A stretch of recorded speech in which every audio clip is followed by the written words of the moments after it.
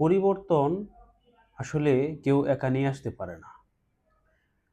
আজকে আপনি কয়েকটা পথশিশুর জন্য একটা ভিডিও করলেন, তার একটা খাবারের ব্যবস্থা করলেন। এতে কিন্তু তার জীবন বদলে যাবে না। তার কোনো পরিবর্তন হবে না। কোনো ব্যক্তির পক্ষে এইভাবে পরিবর্তন করা সম্ভব না। তবে একটা সংগঠন কিংবা সরকার সামগ্রিকভাবে যদি চায়, তাহলে কিন্তু সকলের জীবনে আসলে পরিবর্তন আনা সম্ভব।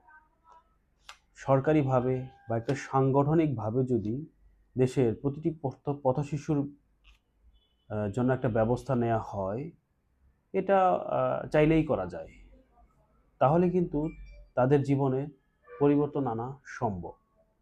তার মানে এই না যে আমি আপনি বা যারা এই ধরনের কাজ করে তারা কাজ করবে না, না।